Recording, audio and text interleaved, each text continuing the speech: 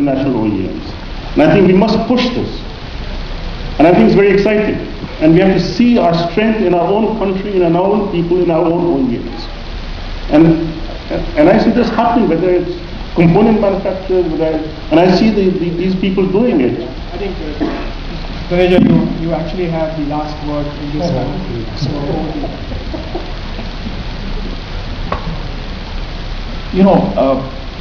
I don't think we have a clean slate where we can start and say, I'll redesign my city, I'll redesign my roads, I'll have a new form of transportation, and everything will be hunky-dory.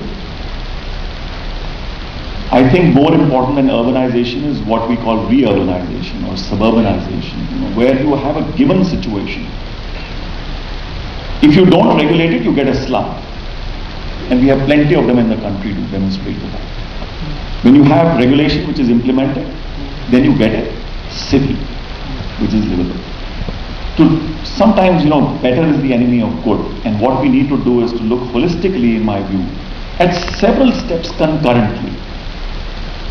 The simplest, with least political fallout, not the 15%, maybe 1%, is to define fuel efficiency norms years in define a 10 to 15 year calendar.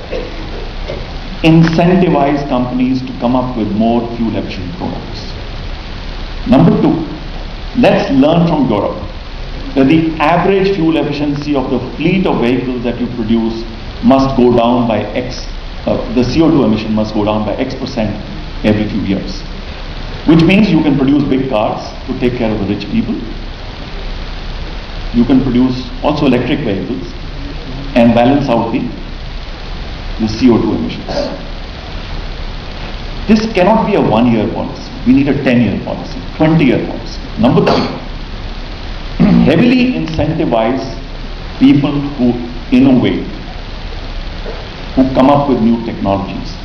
It's better to put 5,000 crores after R&D, in my view, than to put 5,000 crores to save Air India. And that number is not 5,000. The last number for Air India is 20,000 crores. So your 40,000 crores can come from, half of it can come from one decision.